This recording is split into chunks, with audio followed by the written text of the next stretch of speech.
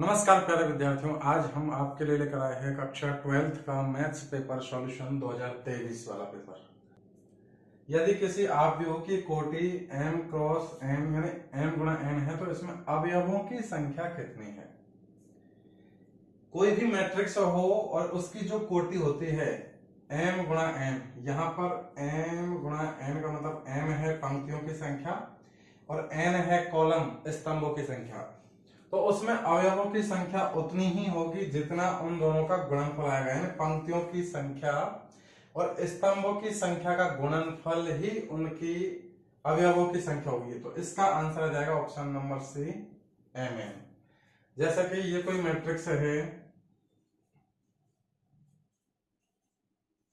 2x2 की, अर्थात इसमें 2 पंक्ति है और 2 स्तंभ है, तो इसमें कुल अवयव होंगे 4। इसी प्रकार जैसे अपन कोई और मैट्रिक्स बनाते हैं, जैसे ये एक मैट्रिक्स है, इसमें 2 पंक्ति है और ये 3 स्तंभ है, तो ये 2x3 ऑर्डर की मैट्रिक्स है। तो इसमें कुल अवयव पंक्ति और स्तंभों की संख्या को गुणा करने पर जो आएगा वही आंसर होता है। तो किसी अवयव की कोटि यदि m गुणा n है तो इसमें अवयवों की संख्या होगी m गुणा n या mn। नेक्स्ट प्रश्न है प्रायिकता से रिलेटेड। यदि p ऑफ a यानी probability of a is equal to 7 divided by 13, p of v 9/13 और p of a intersection b इसका मान दे रखा है 4/13, तो आपसे मान पूछा जा रहा है p of a upon b। तो इसका अपन के पास सीधा फॉर्मूला होता है कि सिंस a अपॉन b पूछा जा रहा है, a अपॉन b का मतलब है जब b घटना घटित हो चुकी हो तब a घटना के घटित होने की प्रायिकता का मान। तो इसका सूत्र है दोनों का इंटरसेक्शन बटे, जो बटे में आ रहा है p a अपॉन b का मान पूछा है, तो जो बटे में b आ रहा है तो इसी का भाग देना है p ऑफ b।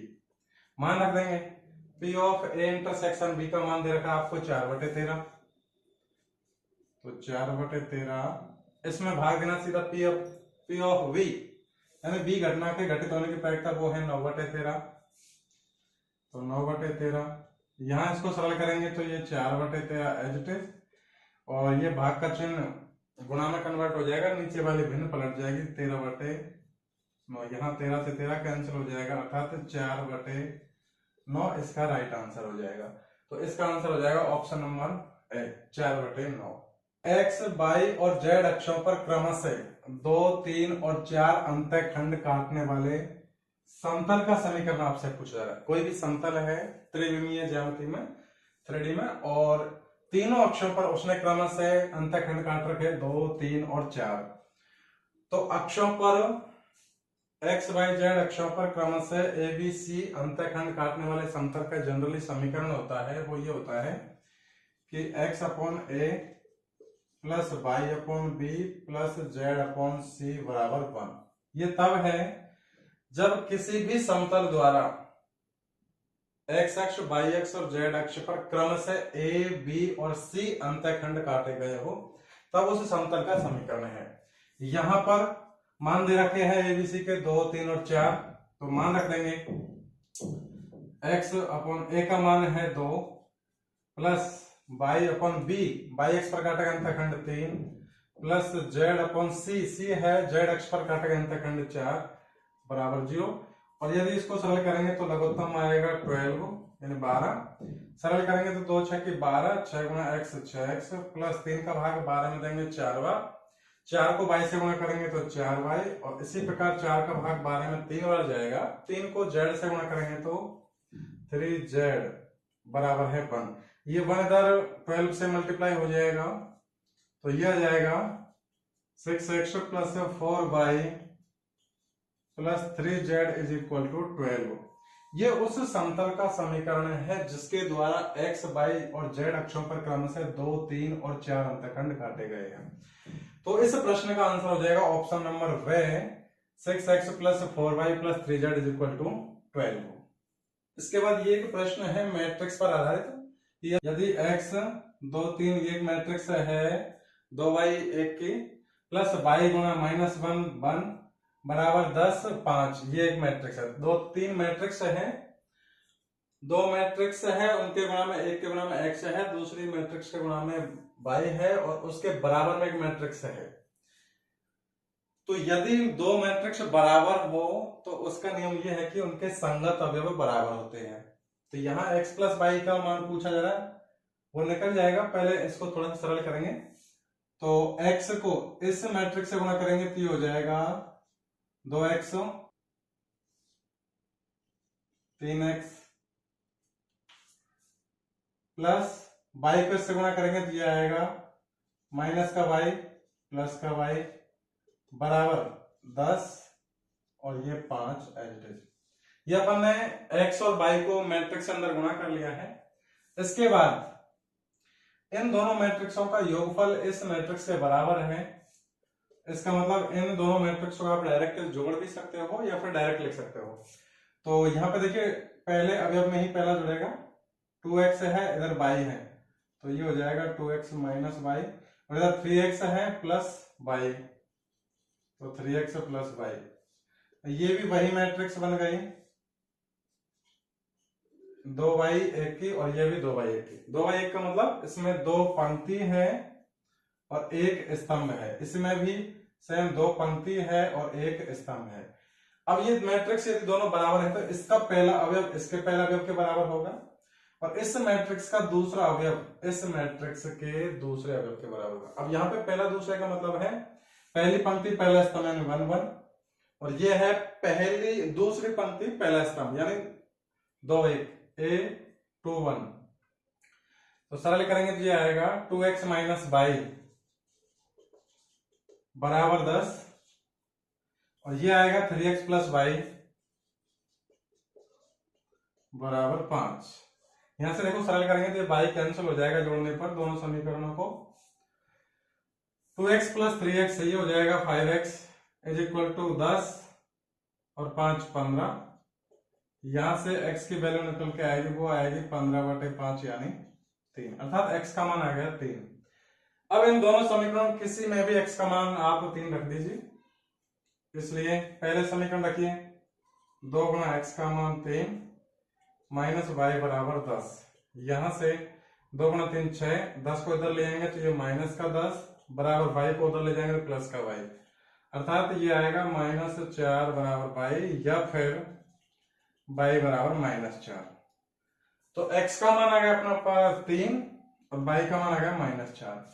अपन से मान पूछ रहा है x प्लस y का, तो x प्लस y बराबर x का मान 3 और प्लस y का मान -4, तो 3 प्लस इंटू माइनस माइनस ये 4, 3 और -4 ये हो जाएगा -1, अर्थात इस प्रश्न का आंसर आ जाएगा -1।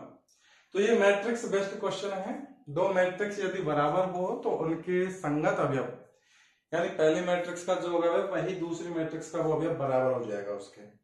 नेक्स्ट प्रश्न है निम्नलिखित समीकरण से x तथा y के मानों को ज्ञात कीजिए। ये भी एक मैट्रिक्स बेस्ड क्वेश्चन है। तो यहाँ 2y2 की एक मैट्रिक्स है, इसको 2 से गुणा कर रखा है, प्लस ये भी 2y2 की मैट्रिक्स है और इसके बराबर भी एक 2y2 की मैट्रिक्स दे रखा है। अर्थात मैट्रिक्सों को पहले इस मैट्रिक्स को 2 से मल्टीप्लाई करना है और जो मैट्रिक्स आएगी उसमें ये दूसरी वाली मैट्रिक्स जोड़ना है, जो फाइनली मैट्रिक्स बनेगी उसके बराबर ये मैट्रिक्स करना है। अर्थात यदि दो मैट्रिक्स बराबर है तो उनके संगत अवयव बराबर के कंसेप्ट से अपन लास्ट में सॉल्व कर देंगे। तो देखिए सबसे पहले इस 2 को इस पूरी मैट्रिक्स से गुणा करेंगे तो ये आ जाएगा 2x, और 2 को 5 से गुणा करेंगे 10, 2 को 7 से गुणा करेंगे 14, और 2 को 22 से गुणा करेंगे तो 2y, और 2 को 3 से गुणा करेंगे माइनस के तो माइनस का 6, अर्थात ये एक 2y2 की मैट्रिक्स हो गई। 2 को ऐड कर 2 को मल्टीप्लाई करने पर इसके बाद ये मैट्रिक्स है 3 -4 1 और 2, और इसके बराबर है 7 6 15 और 14। ये एक मैट्रिक्स है 2x2। अब देखिए दो मैट्रिक्सों का योगफल है, तो पहले इन दोनों मैट्रिक्सों को अपन जोड़ देंगे। जोड़ने पर ये आएगा, देखो 2x में 3 जुड़ेगा यानी इस मैट्रिक्स का पहला अवयव इस मैट्रिक्स के पहले अवयव में जुड़ेगा। तो 2x में 3 जोड़ेंगे तो ये हो जाएगा 2x प्लस का 3, इसी प्रकार 10 में -4 जोड़ेंगे तो ये हो जाएगा प्लस का 6, 14 में 1 जोड़ेंगे तो ये हो जाएगा 15, और 2 बाई -6 में 2 जोड़ेंगे तो 2 बाई -6 प्लस का 2 यानी ये हो जाएगा 2 बाई -4, और बराबर ये मैट्रिक्स दे रखी है अपन को 7, 6, 15, 14। अब देखिए यहाँ पर ये 6 के बराबर आ गया, 15 के बराबर आ गया। इनको तो अपन को निकालने की जरूरत भी नहीं थी। अपन को मान पूछा जा रहा है अपन से x और y का, और x और y का मान कब निकलेगा, जब इस वाली टर्म को अपन इसके बराबर करेंगे, इससे x का मान निकल जाएगा, और इस वाली टर्म को इसके बराबर करेंगे तो इससे y का मान निकल जाएगा। तो इसलिए सीधा अपन यहां भी निकाल सकते थे 2 गुणा x 2x प्लस 3 बराबर 7। तो यही लास्ट में भी यही आया है, 2x प्लस 3 बराबर 7। एक समीकरण तो ये बन गया, और दूसरा बन गया 2y माइनस 4 बराबर 14। और इससे यहां भी सीधा वही निकल जाता, देखो 2 को 2 बाई -3 से गुणा करते, 2 बाई माइनस का 6 और प्लस का 2 ऐड कर देते, तो वो जाता 2 बाई माइनस का 4, और बराबर करना था अपन को 14 के। तो यहां से देखिए ये आएगा 2x बराबर 7 माइनस का 3, ये 3 का पक्षांतर करेंगे उधर आके माइनस का हो जाएगा, तो 2x बराबर 4। यहां से x की वैल्यू हो जाएगी 4/2 यानी 2, x का मान तो 2 आ जाएगा। इसी प्रकार 2y minus 4 is equal to 14 है, यहां से 2y बराबर 14 एज ये माइनस का 4 उधर जाके प्लस का हो जाएगा, तो ये 18 हो गया 18। यहां से y का मान निकालेंगे तो ये 18 डिवाइडेड बाई 2, क्योंकि 2 y के गुणा में है तो y का मान आ गया यहाँ पे 9, अर्थात x बराबर 2 और y बराबर आ गया 9। तो ये मैट्रिक्स की प्रॉपर्टी है कि यदि दो मैट्रिक्स बराबर हो तो उनके संगत अवयव भी बराबर हो। यदि इधर दो मैट्रिक्स नहीं बराबर में मैट्रिक्स दे रखी है, लेकिन इधर मैट्रिक्सों का यहाँ पे देखो पहले मल्टीप्लाई कर रखा है, फिर उनको ऐड करना है, तो अपन डायरेक्ट भी निकाल सकते हैं, या फिर पूरी प्रोसेस से पहले मैट्रिक्स को कांस्टेंट से मल्टीप्लाई करो, उसके बाद दोनों मैट्रिक्सों को जोड़ो, फिर फाइनली जो मैट्रिक्स आएगी उसको बराबर में जो मैट्रिक्स है उसके संगत अवयवों से कंपेयर करके भी अपन मान निकाल सकते हैं। तो इसी प्रकार की और भी वीडियो देखने के लिए हमारे चैनल से जुड़े रहिए। फिर मिलते हैं एक नेक्स्ट वीडियो में, तब तक के लिए धन्यवाद।